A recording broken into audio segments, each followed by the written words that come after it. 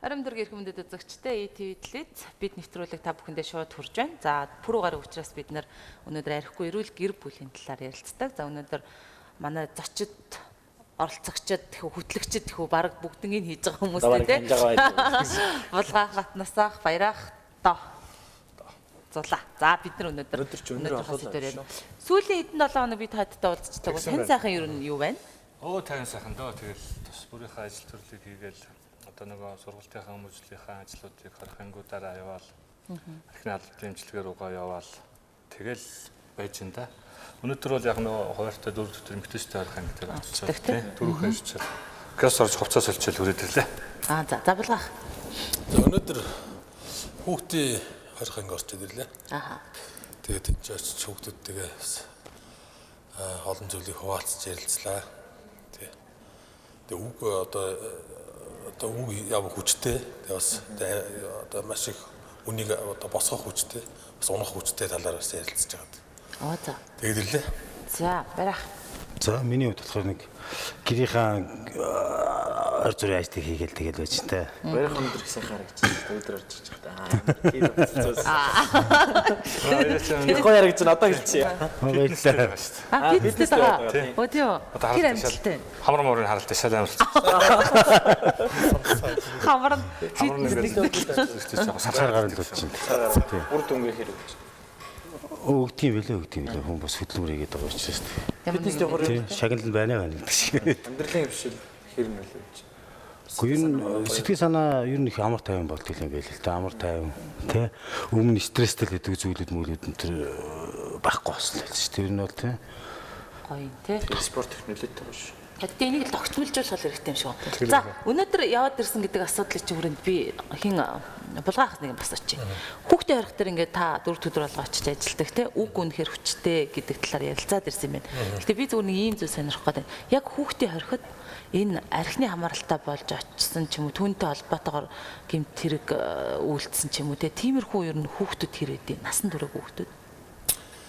За яг тиймэрхүү хүүхдүүд бол ер нь бол цөөхөн байх гэж бодож байна. Яг архинаас болж яасан. Бид нар бол тэр нарийн ер нь тэр хүүхдүүдийн тэр хэрэг мэргийг ер нь сайн ойшоодгүй л тийм. Бид нар хүүхд болгон л адилхан гэж үздэг. Тэгээд ийм болохоор нэг чи ямар хэрэгтэй вэ тийм яаж орж ирсэн гэдгийг нэг сонирхоод байдаг тийм. Тэр зүг бах тийм. Тэр чинь бүгдэнд нандсан тийм нөлөөллийн ажил явуулж байгаа. Бид нар тэр чухал биш гэдэг. Ер нь бол яг бас юу байдаг судалгаа байдаг юм л та. Гэтэ олон жилийн өмнөх. Тэр үед юу байсан бэ гэхээр хүүхдүүд их олноороо харагддаг байлаа 100 гараал 200 гараал. Тэр нь хүүхдүүдийн гэмтэрэг толбогдож байгаа дийлэнх нь хулгайн гэмтэрэг. За тэгээд нөө танхаан гэмтэрэг бас ордог. Тэр танхаан гэмтэрэг нь бол ихэнхдээ бага насны хүүхдүүд бага насны цогтой 17 18 настай хүүхдүүд бол нэг бар цэнгэний газар явж байгаа цогтуурсны улмаас зодоонуудаа хийдэг. Тэрнээсээ үүдэлтэй хэн нэгэн хүнд биед нь хүнд болон хөнгөвтөр гэмтэл учруулсан тийм хүүхдүүд бас мэрсэр байдгийг. Тэгээд тэд нар бол яг нэг 16 7 настай 18 нас хүрч тийм арай хөрөөгөө багтдаг юм дэр холбогдсон хүүхдүүд шүү дээ. Бүр багууд бол архиур гэсэн ахуй дандаа хулгайн юм дэр байдаг байхгүй. Хулгайн юм дэр. Ер нь тийм байх гэж би бодлоо. За ер нь өнөөдөр нэг архигүй эрүүл гэр бүлийнхээ хүрээнд өнөөдөр ямар сэдвийг ярилцъя гэж. Өнөөдөр бид нэр ярьж байгаад архиудаг хүн өөрийгөө хүлээн зөвшөөрөх тухай ярилцмаар байна. Одоо манай сургалтын хэллэг бол үгүйсгэл гээл тийм. Архич хүн бол ерөөсөө өөрийгөө архичин гэдэг хүлээн зөвшөөрөх байгаа шүү дээ. Тэгээ ерөөсөө огт архиудаг хүн. Тэгэл архиуд чи архиугаа тань гэхэлэр дандаа хэн нэгэнтэй өөрийгөө зишдэг тийм. Тэрний ажил би гайгүй. Би гэхдээ чинь одоо баяраатай өөрийгөө харьцуулбал би баярааг бодвол албан дэмжлэгэнд явах гэж юм ингээл. Энэ талаар үгүйсгэлж гэж юу юм. Тэр нөгөө хаалтуудын тухай. Ягаад өөрийгөө архичин гэдэг хүлээн зөвшөөрдөг тухай ярилцмаар байна. За. Наадтар ч бас саяхан манаа нэг байз сардаа нэг удаа ууж олж ярихынд орж ийн гэдэг дээр тэгж хэлээд тэгээд бас найзуудаас асууж үзсэн юм байна. За хэрвээ тэгж хэлээд тэр чиний өдөөс хэрэлдэж ивэл орж байгаа юм байна. Харин хүлээн зөвшөөрж байгаа. Нэг удаа ууж байгаа гэдэг. Тий нэг өдөөс хэрэлдэхгүй бол яг гайгүй байгаа юм байна. Тэгж хошин маягаар ярьжсэн. Тэгсэн чинь ихэнх нь хэрэлдэж ийн гинэ. Юу шүү яаж гарч болдгүй тэр чинь сардаа нэг удаа байх зүйл штэ. Тийм хошин зөвшөөрөл гинт санаанд орж ирлээ. Тэгэхээр өнөөдөр бас их ер нь бол яг бидний нэвтрүүлгийн маань зорилго бол арх хэрэглэгч сонирхогч дөнгөж юу гэдэг юм ямар хэрэглэгч гэдэг байгаа лээ. зохистой хэрэглээ. Зохистой хэрэглээний тухай бид нар ярихгүй шүү дээ. Тийм хүмүүс бол амьдрал байгаа нийгэмд дэлхийд дээр тэрнгүүний хүлээн зөвшөөрсөн тийм үү хагасаа дээр гараал найз нартайгаа ганц нэг пив угаал гэртээ ороод ирдэг хүмүүс бол байгаа. Бид нар тэр хүмүүсийг одоо нэвтрүүлгээр гараад буруутгаал чи архичин гэж ярихгүй шүү дээ. Энэ бол утгагүй шал тийм хүний одоо юу гэдэг нь сонголт руу халдсан бүдүүлэг байдал болчихно. А за бидний санаа бол үнэхээр архинд орчоод өөрийгөө татаж авч чадахгүй байгаа тийм. Тэгээд нөө эргэн тойрондоо гэр бүлдээ хүчирхийлүүлээд байгаа нийгэмд бас өөрийгөө их муухай харагдуулдаг. Нийгмийн одоо энэ массыг ингээд доош нь урагддаг хүмүүстэй л ярилцах гэдэг байгаа байхгүй юу.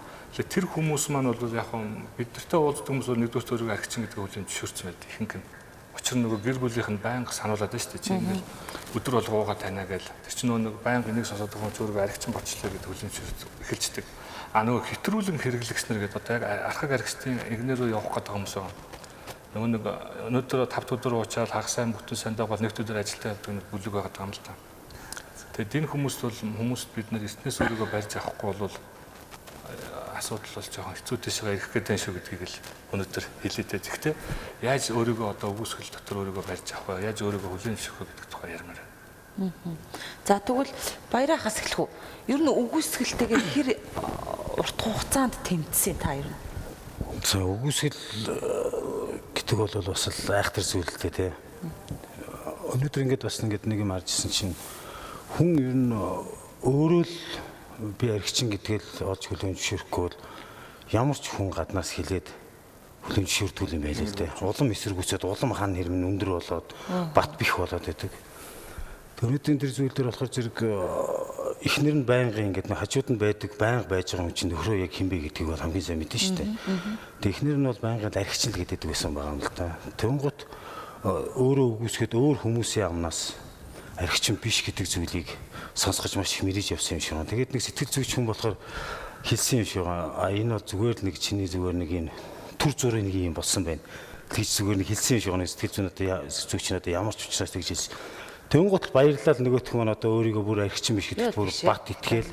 Тэгээд цаашаа бүр өөрөө бүр хий юм харсан байгаа.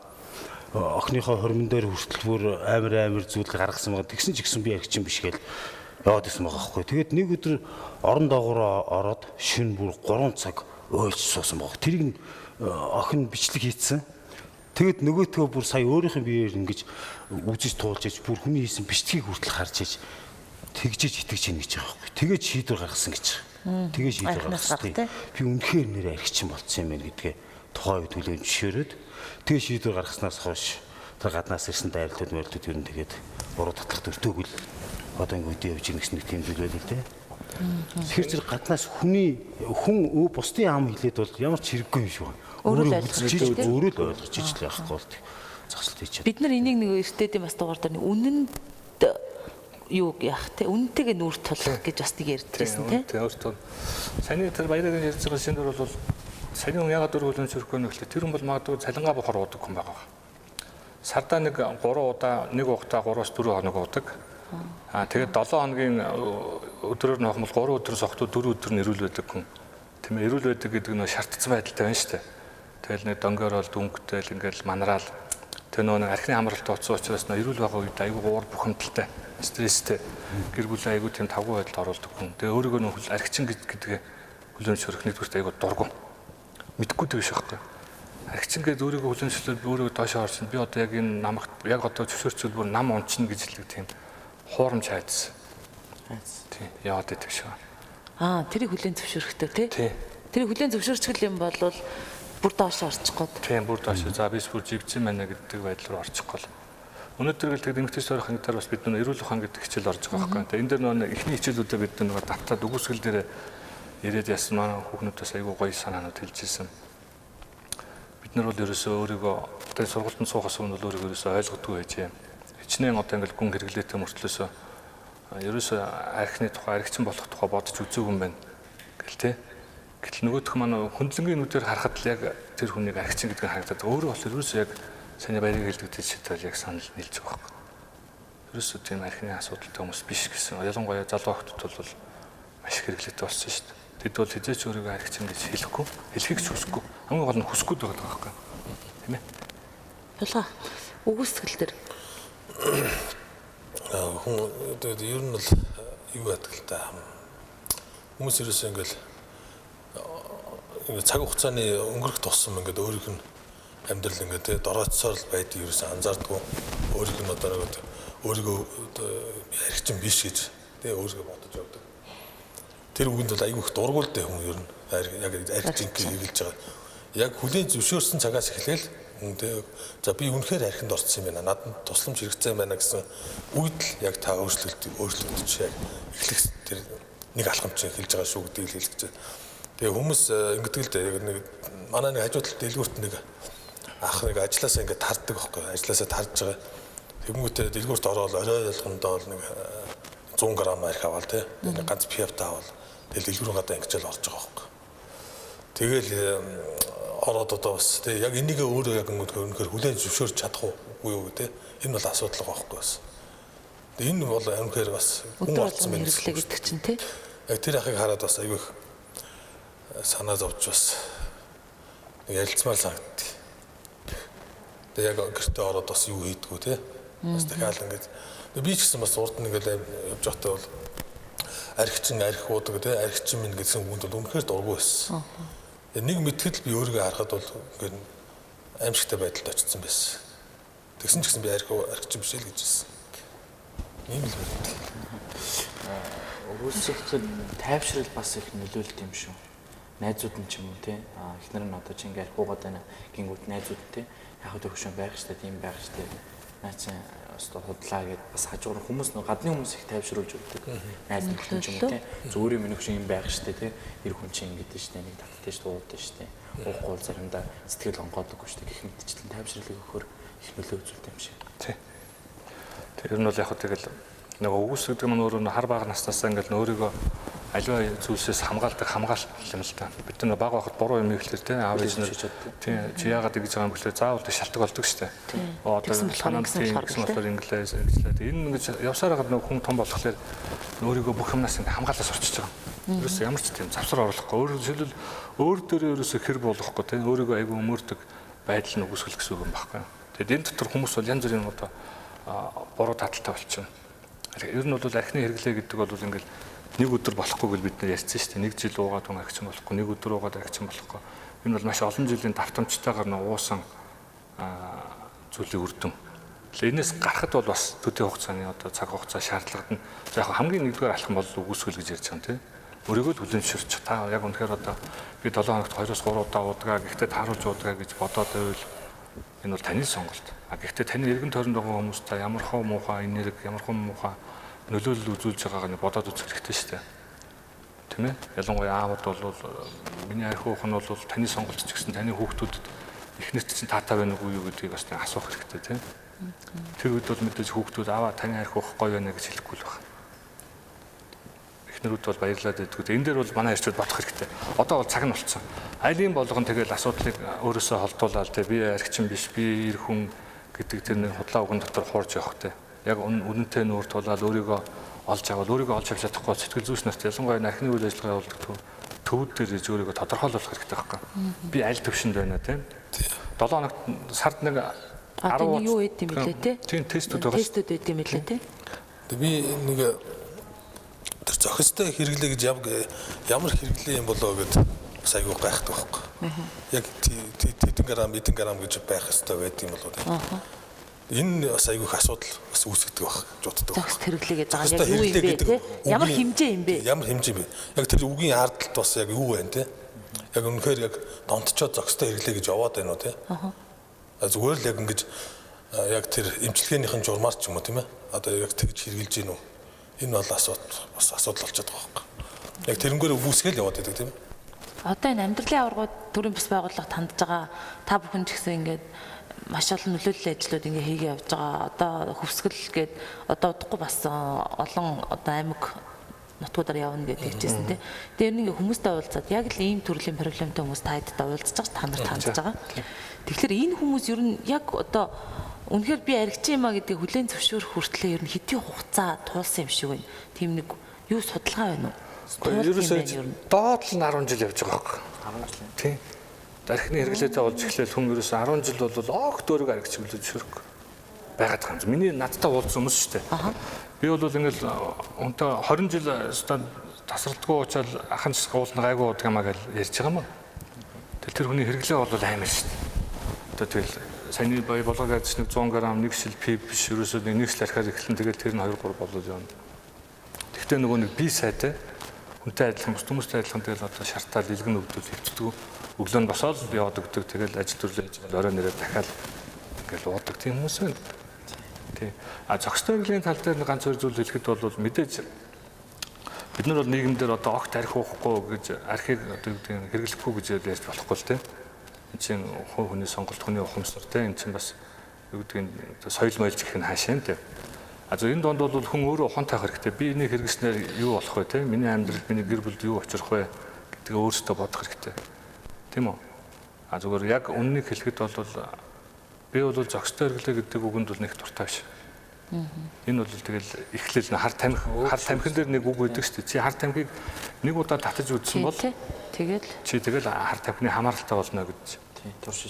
Тийм туршиж болохгүй. Арх бас яг л тиймэрхүү л байдаг шээ. А гэхдээ өнөөдөр бол хуучны шиг 90-ад оны дунд үе шиг 2000-ад оны дунд үе шиг архины хавтгай хэрэглээ бол байхгүй болсон шүү дээ. Гэмтэргийн тийм харьцангуй гайг болсон. Гэмтэргийн гаралт архины сүлдэл гэмтэргийн гаралт ч гэсэн бүр жил өгт болсон багасаал байгаа юм шиг байна.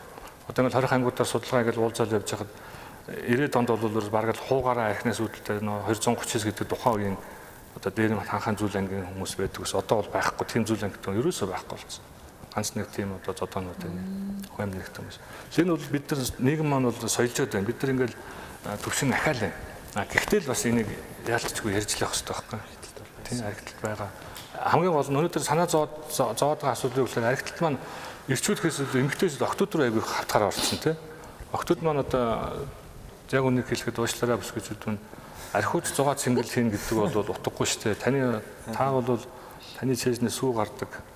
Энэ амьдралын одоо хамгийн сайхан хүн байж тийм ээ. Үр хөвгтөө өнгөрүүлэх цаг мөчийг бааранд саунд өнгөрүүлэх нь бол надад бол онцгой л байна. Сав яасан. Баас би саунд гэлцэн. Тий. Баар сав гэсэн шүү. Наад чи нөгөө бас л нөгөө нийгмийн хатгалт л байхгүй. Одоо ингээл чи уухгүй бол найз нөхдөгүй нарийн цэнгэлдээ гарч оролдоо залуу хүн байж тээ. Тэгэл тэрнээсээ болоод архитектаас болоод эмэгтэй хүн чинь эр хүнийг бодоод нөгөө архитект чадан хамаагүй бага юм. Тэгээд нөгөө архитектурын хэрэгснээсээ болоод зөвхөн нөгөө архитектч биш тэрнээсээ болоод янз бүрийн гэмт хэрэг төрдөг ч юм уу тий хүчингийн хэрэг ч юм уу тийм асуудал маш их гардаг. Эмэгтэй хүн тэгэхээр таныхтар бол бистэ санал нэг үн ерөөсөө бараг л За зохистой хөвлөө гэдэг дээр бас ингээл за сая дандаа яг түрүү эхлүүлэл архитект дандаа биш манай оператор асуусан. Арадиогоор нэг архины нэг амар сурчлага яваад байгаа шүү дээ. Бүр амар дотор мохоо архитект бид тэр яг тэр реклам явахлаар би арадиогоо машиныхаа арадиог унтраачтай. Ямар реклам вэ? Тэр нөгөө нэг шар тайлдаг юу лээ нэг сая юу гэдэг лээ. Биний санаанд орж ирсэн. Ямар юм шар тайлдаг юм биш нэг юм архиухоо мөн уу элэг хамгаалдаг юу ч гэлээ нэг. Тий. Хэмжээл арадиогоор байнга явуулдаг. Тэр бол бас шууд уухтай энийг хэрэглээдээ тэгэн бол та зүгээр л гэсэн үг ерөөсөө. Та шаардахгүй мартахгүй. Тэн дээр бас манай хэмжил арадын бодорой нэр. Хэдийгээр бизнес ч гэсэн бас хүний зовлонгоос бизнес их тийм л байх гэж би яг үнэ. Тэгээд нэг эрүүл мэндийн тал талаар нь байж болно. Тэгээд заавал ууж идэх ш. Ер нь элэг гэдэг чинь бас бидний бүхэл одоо юм шүү. Илгээ хамгаалцгаая гэх тийм ээ. Тийм хүн архитай холбоотой эрхтэн мэтэр ойлгуулж ийн гэсэн үг шүү дээ тий. Ийм судалгаа сая өнгөрсөн 7 хоногт статистикийн газраас гаргаад энэ бас хэвлэл мэдээллийнхэн бас нэлээ нэг бүр ингэж юу асуудал болгож ингээ авч үзлээ. Тэгээ тэр болохоор өнгөрсөн 7 хоногт статистикийн газраас юу гэсэн бэ гэхээр ганц бие ээж эцэг эхчүүд ер нь бол гэр бүл салт гэсэн үг шүү дээ. Яг одоогийн байдлаар одоо 90,000 орчим байна гэж ийм тоог ингээд танилцууллаа. Тэгээ энэ нь болохоор одоо хэдэн хүндд минийг нь байхыг та нар өөрсдөө мэдж байгаа бох тий. Тэгэхээр ер нь яагаад ялангуяа тэр түүний одоо 86% нь тэр 90,000 хүний 86% нь бол эмэгтэйчүүд байна. Дандаа өргөтөл болсон эмэгтэйчүүд гэсэн үг тий. Энэ гэр бүл салалтанд бол бас энэ архитект бол маш их хэмжээгээр нөлөөлж байгаа бох тий.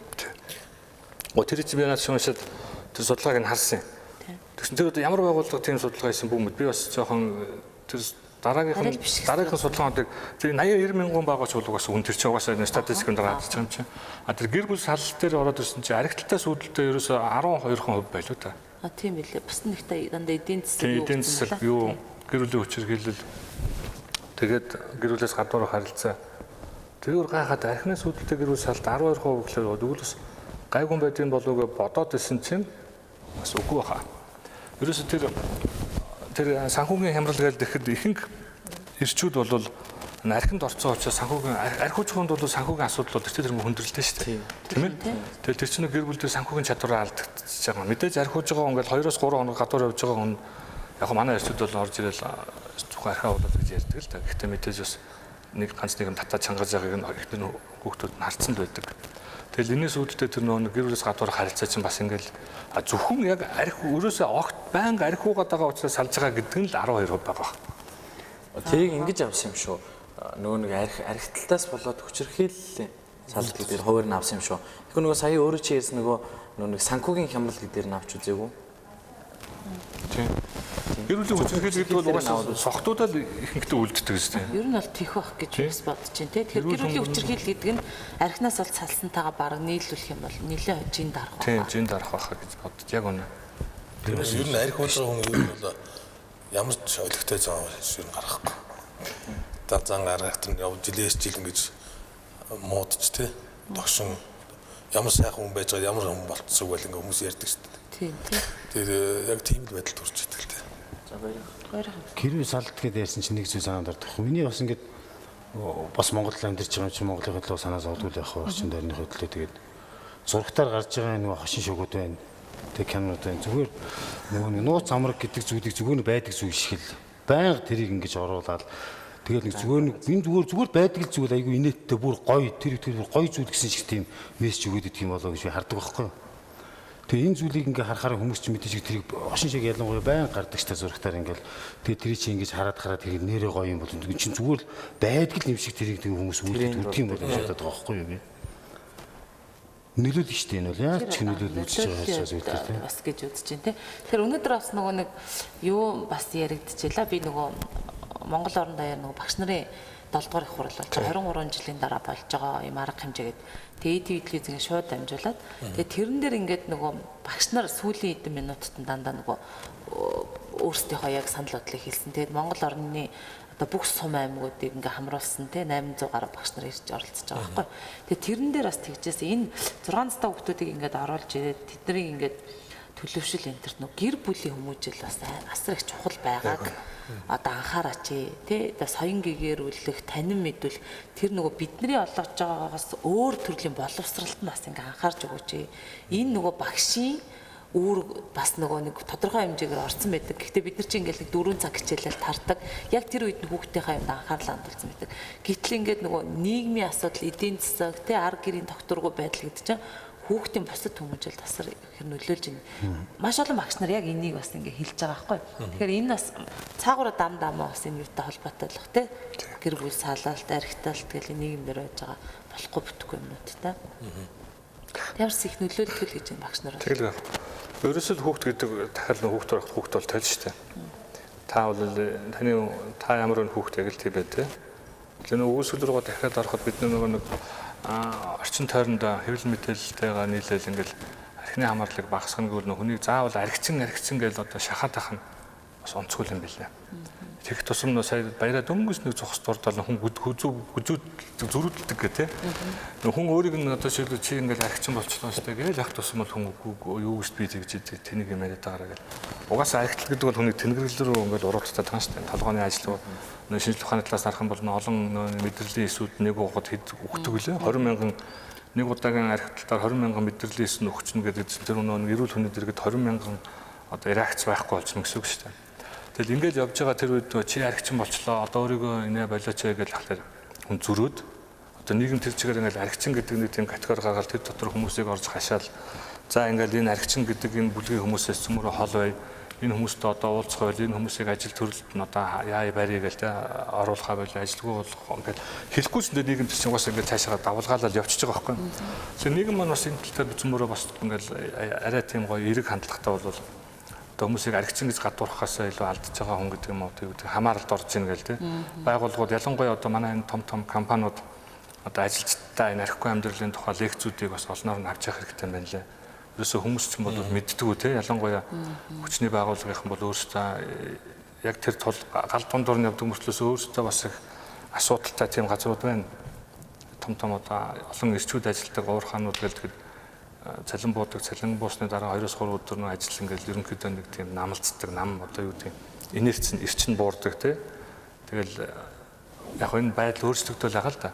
Гэхдээ илүү их бас том компаниуд маань нийгэм маань яг энэ тал руу хүнийг архицсан гэж гадуурхахаас илүү архинд орсон шалтгаануудын дарахын тулд бас ингээд сургалт зөвлөгөөнүүд, ярилцлагууд их явуулж байвал зүгээр юм шиг санагдаад байна.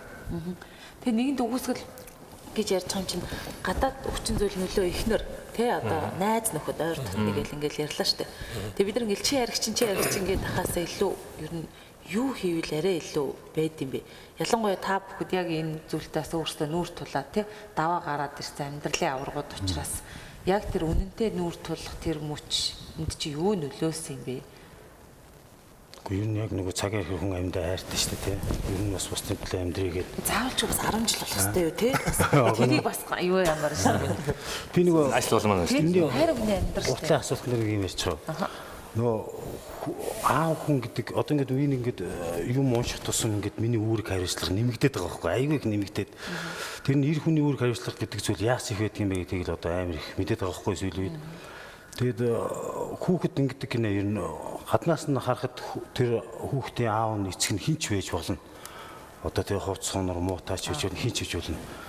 Тэр хүүхэдтэй л өөрийнх нь ертөнц байдаг гинэ. Тэгж хардаг. Миний ертөнц гэж хардаг.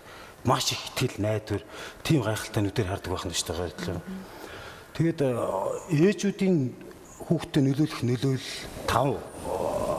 нөлөөллөөс эцэг хүний нөлөөлөл 50 дахин их байдаг гинэ.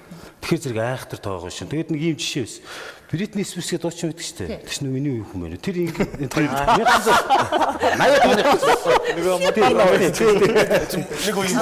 үе. Халаа үеийнээр хэцүү шүү. Эцэг заасан шүү. Тэгж гэдэг байхгүй нөгөө хүүхд байхдаа одоо нөгөө бас доогдод нөгөө гоё хийж чадахгүй шүү. Падаж шүү дээ. Падаж юмсэд аав дээр очсон юм байл л да хүүхд байхдаа 5 настай байхдаа ч илүү. Тэгээ очиод аава гоё өнөө гэж мэдээж асуусан юм байл да ааваас. Тэгс аав нөгөө сонин сууж байгаа нэг тийм үл тоомсорлоод тийм байна тиймэрэг хэлсэн юм байна л да. Тэгээд дахиад өөр холож өмсч хүрчээ дахиад асуусан чинь бас л яг тийм хариулт үзүүлсэн юм л да. Яг тэрнээс хойш яасан гэхээр өөрөө нэг сүйднэт нэг тийм дуу зохиосон юм байлаа л да. Тэр дуугаар нь дамжуулаад яг тэр өөрийнхөө тэр түүхийг тэр дуугаар хэлсэн байдаг байна л да.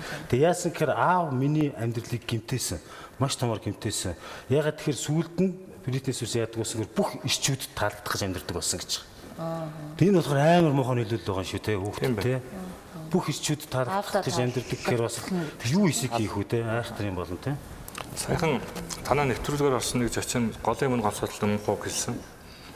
Эхтээ хөлт болгоо ер нь аавгаа үлгэрлэн дөөрөлөх шаардлагагүй гэж. Тэгээ тэр аюу надад тест аюу муухай санагдсан. Яах гэж тэр хүн тэр тийм хэлвэ. Олон нийтийн араад байгаа олон нийтийн телевиз тэр хүний хүмүүс хүндэлдэг хүмүүс байна гэхдээ тэр бол олон эр хүний олон аав хүний сэтгэлд бол маш муухай тийм буруу татлах гэх юм байсан. Муухай мэдрэмж төрүүлсэн баг. Эрэгтэй хүүхдэд бол аав нь л баатар.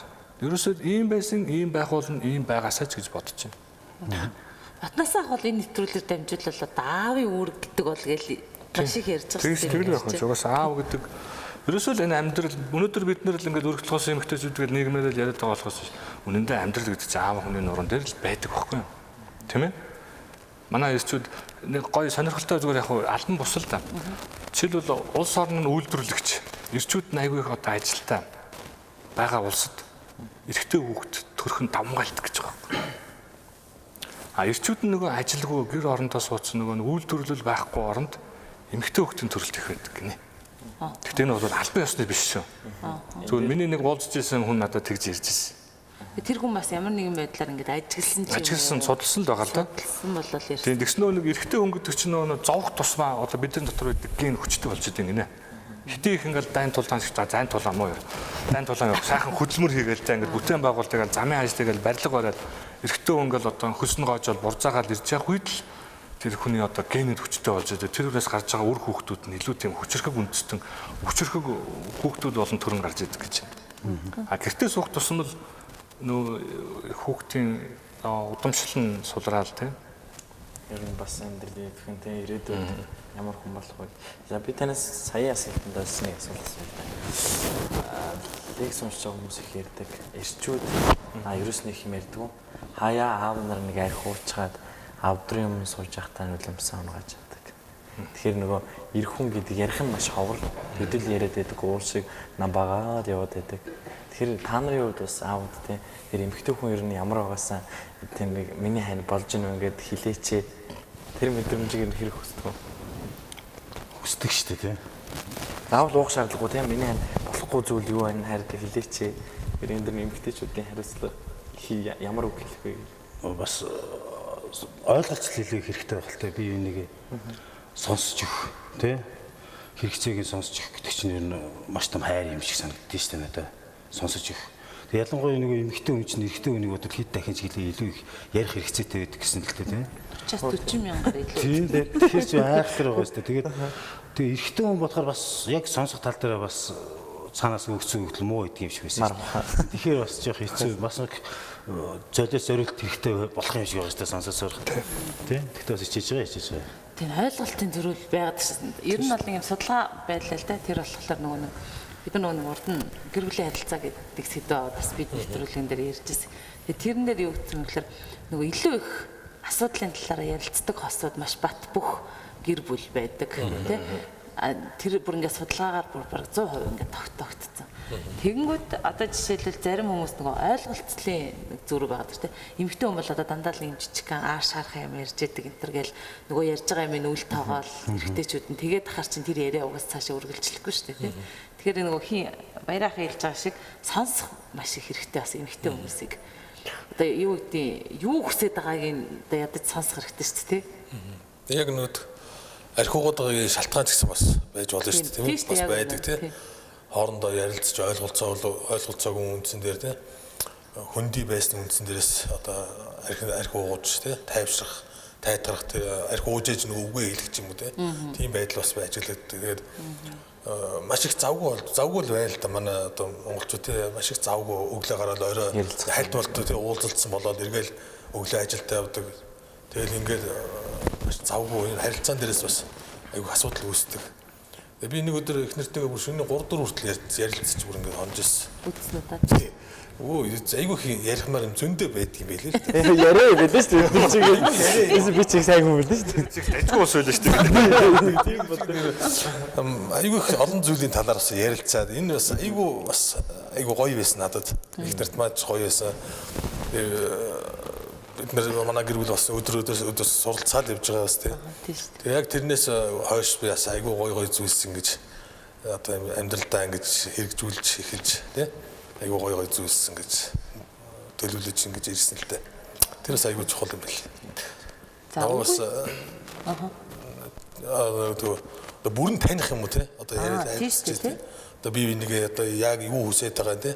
Юунаас олж ингэ уурлаад байгаа юм тийм ээ. Одоо энэ мэтэл болно гэл. Тэр болгонд гэдэг нэг учиртай байгаа шүү дээ. Ямаас учиртай байгаа шүү дээ. Тэрийг бас ингэж бүх юм шалтгаантай байж байгаа те. За. Үгүйсгэлээс үнэн төрөх тэр зүйлд одоо хамгийн их туслах хүн бас л хань ижил үү? Тэг хань ижил шүү дээ. Хань ижил гэр бүлийнх нь бас байна тий. Гэр бүлийнх нь байна. За ажил төрөл дээр нь одоо ажилчных нь хамт олон байна тий. Ингээл үзэх юм бол бас одоо эхнэр нь одоо тий уучлалт бас байна тий. Уучлалт бас байна. Боломж өгөх тийм ээ. Хамт олонных нь бол үнэхээр бас гоё босгон байгуулах тийм хамтдаа ингэж татаж авах дээр үед ямар гоё байсан юм бэ тийм архитаар суугаад архинд орсон нэг хамтаараа хилцэж байгаа л ингэж за энийг ингэж юу ааж авъя гэл тийм одоо энэ муухай зүйлээс ингэж салгаж авъя гэж хамтдаа ингэж ярилцаал. Өгүүлбэр чинь юуны хурлаараа оруулах тийм тэр социализмын үеч юм байна. Я тэ дээрээс нэвтрүүлэгт бэлдэж ирсэн тэр тухай ярих гэдэг. Тэг яг нэвтрүүлэгтээ сэдвэн өөрөө тэг мартчих. Тэс нэг юу байхгүй юм. Хамт олонны зөвлөлийн хурлаар ороод батлан даагч гэж хүн аваад. Тийм. Тэр нөө тухайд тэр сэдвэн юу байсан бэ гэвэл архины эмчлэг социализмын үед ч гэсэн байсан гэдэг. Тэгээ социализмын үед яадаг гэвэл архит согтуурл угаасаа л байсан шүү дээ. Одоо тэр 70-аад 80-аад онд ч одоо 40 мянгатын толгоотойхон ингээл цуутай архиудаг гарууд байж л байлаа. Тэгээ тэр хүмүүсийг шууд архич ингээд гудамжинд хөөж гаргачихаагүй юм байлаа. Маш олон төрлийн хүмүүс л ажлын зохион байгуулж байсан. Хүмүүжлээ. Тийм эрүүлжүүлэхэд нь удаа дараа орснуудыг нь бол толгойд биш шар хадны архины эмнэлэгт аваачаад хэвтүүлэн тэнд хэвтүүлээ болохгүй бол одоо бидний очиод байгаа мант архины албад юм шүү дээ. Энд чинь бол тухайн үед шар хадны эмнэлгийн сэтгцэн өвчтөн хүмүүсийн хөдөлмөрийн лагер байсан байхгүй юу? Одоо юу гэдэг шар хадны нөгөө хэвтээд удаан хэвтээд тэр хүмүүс нэг эм тарины хордлого мордлого болоод бин молоод ирэнгүүт мант тэр одоо өдөр байгаа газар аваачаад хөдөлмөр хийлэгдэг. Одоо баг 20 хаан гэх бол аимшигтай тийм газар байсан. Тэгээ болохгүйнуудыг бас тэнд аваачиж хэвтүүлдэг, одоо ажил хийлэгдэг. За тэр ерөөгийн архины модны заводын төрөлүүдээ те тэнд ингээл нөгөө комендатурт одоо баримтлаад 72 сарын цалингүй ажил хийлэгдэг. Тэгээ тэр нь гараад ирэнгүүт нь хамт олонных нь батланда алтанд өгдөг байдаг. Тийм юмнууд бол байсан юм байна лээ. Хамтарлаараа энэ гаргадаг гэсэн юм шүү дээ. Тийм ингээд байгуулгаараа тогтолцоотой системтэй. Одоо энэ систем байхгүй болчихдог байхгүй. Одоо хувь хүний өөрийн одоо тэгэл архинд орвол гогчин, архинд орохгүй амьдралаа явуул золно. Тэгээ хатуу капитализмын бид нар чинь бол бас яг хатуу капитализм гэхлээр биш. Тийм. Тэгээ нэг тийм сонин социалист орнч бас биш. Нэг сонин системтэй л байгаа шүү. Тийм. Түрүүний нөгөө нэг эхнэрийн тухай бас нэг ганц хоёр үг хэлээ. Дээр бас хэлж дахиад нэг удаа хэлсэн. Хүнд сонсоогүй хүмүүс сонсч л үздэг. Эхнэр гэдэг бол нөгөө нэг эрэгтэй хүний сул болон сайн талыг мэддэг цорын ганц хүн. Тийм ээ. Тэгэхээр тэр бүх эрэгтэй хүний нөхрийнхөө бүх юмыг мэддэг тэр эхнэрт бол маш их эрх мэдэл байдаг байхгүй. Тэр нөхрөө одоо архинд оруулж байгаа, архинаас гаргачих гэдэг бүх түлхүүрэл эхнэрүүдэд нь бол байгаа. Тэгээ манай эхнэрүүд бол энэ дээр зөв мэрэгэн ухаан гаргаад нөхрийнхөө муу мухаг энэ урдаа биш тэрийн жоохон дарс хийгээд. Би бол энэ дээр дарс хийгээд гэж зөвлөмөр байна. Эхнэрүүд маань ингээд нэг нөхөр нь болохгүй бол тэгэл хав ойроор яриад ялангуяа нөхрийнхөө ээж аавдаа ээж мэж рүү нуцтаад танаа энэ архичин хүүгэн аав тэ энэс чинь бол миний амьдрал инглээ би залуу сайхан насаа алдлаа барьлаа гэл. Тэгээ нэг хатуу үннийг хэлэхэд яг үндэ бол та архичтай суугаагүй шүү дээ. Тэмээ сайн сайхан явж байхад нь хамт амьдэрсэн. Тэгээ нөө амьдралын явцад нөгөө асуудал гэдэг бол ерөөсөө хизээш нэг талдаа байдгүй. Дандаа хоёр талтай байдаг. Тэгээ нөхрийг нөгөө анханаас нь архиуч эхэлж яхад нь манай эхнэрүүдийн нөгөө өөрсдийнх нь тактикгүй буруу байдлаас ус тэр үнийг архиухтан даамжруулдаг. Шартаад яваач яхад нь за нэг удаа юм нэг шарын тайлаад 100 г архи аваад өгдөг ч гэдэг юм уу те. Тэгээ гих мэтлэнгээр нөхрөө өөрөө нэг архинд орох замыг нь заримдаа бид нар эмгтээчүүд нь бэлдээд өгчдөг. Тэгээ тэгсэн хойноо ингээд энэ архичны аав энэ архичин миний амьдралыг баллаа гэдэг нөхрийнхөө мууг урдаа бариад байгаа тохиолдолд нэгэнтээ муулуулсан эрэгтэй хүн чинь бас ичих болчихрахаатай тэр хүн чинь бас гүжүүлнэ. Тэгээ цаашаага улам ингээд за нэгэнтээ чи ингэж байгаа бол би энэ амьдралыг чинь ингээд нэг уугаад байдаг тал байдаг байхгүй. Тэгэхээр бүсгүйчүүд мань яг энэ тал дээр таяа бол нөхрийнхөө мууг нь биш сайныг урдаа оруулаа. Тэгээ миний нөхөр алдаа. Эрэг алдсан одоо сайхан босгоод энэ хамтдаа босгох чинь гэдэг юм. Ийм байдлаар хандаж үзээсэй л гэж уриалж байна. Гэхдээ үнэхээр яалтчгүй архинд орсон амьдралын чинь сүрлээд байгаа хүнээс бол одоо тэгээд салах сайнхан танил сонголт шүү дээ. Гэхдээ саллаа гэд эцэст нь хин очих вэ гэдгийг бас бид нар бодох хэрэгтэй. Нөгөө муу гэж хэлвэл муу л байна. Мундаг гэж хэлвэл мундаг байх юм л үздэг юм. Тийм. Монгол эр хүний нэг тийм бидний нэг одоо сул тал ч юм уу, сайн тал ч юм уу бүм дээ. Монгол эр хүний магтгалаар их сонин хөгжөөлөд нэг тийм. Цовлонтой хүмүүс. Магтаал дуртай юу тий? Тийм бид зэйгүй амбицтай ард гэж Амар уур дуртай алтай л гэдэг. гоё юм ямар гоё хоол идэм бэ гэж тэгэхээр нөгөөх нь өнгөрөөл маргаас зохиогол гоё хоол гэж. Зохиогол. Заримдаа бол эхнэрээс юм асууж байгаад ингэ сонсон шүү дээ. ямар байх гэдэг. Ер нь бол эр хүний түлхүүр гэдэг бол эхнэр хүн шүү дээ. Нэг нөгөө хэлэхэд тэгээд тэр сайхан түлхүүрийг барьж байгаа манай эмэгтэйчүүд манай нөхрөө тэр сайхан үгүйсгэлийн гоё мэрэгэн ухаанаар арилгачаараа тийм чи аригчин гэж одоо буруутгаад байлгүй миний хань архинд орох гэдэг шүү хоёлаа ярилцээ энэ хүн дээр очиж зөвлөгөө авъя над дээр зөвлөгөө авдаг хүмүүс байдаг дандаа эхнүүд нь авчирдаг нөхрүүд хизээч өөрөө ирдэг байхгүй хамгийн сонирхолтой тэгээ тэр гайхамшигтай эмэгтэйчүүдэд би бол баярлж байна яагаад гэвэл амьдралаа бүтэн байлгахын тулд тэр хүмүүс зүтгэж штэ Монгол улсад нэг өргөдөлгөөс эмэгтэй тоог нэмэхгүй тул тэр эмэгтэйчүүд өнөөдөр амьдралаа засад залруулах гэж байгаа тэр бүсгүйчүүдтэй бас баярлж явж байна. А нөгөө төгөр ирчүүд маань тэгэл одоо дээр манай чиний орж явахдаа нэг заавал тэгэл ирчүүдийг харагдаад байх хэрэгтэй бид асууж байна. Тэр бол яалтчгүй яг үнэ.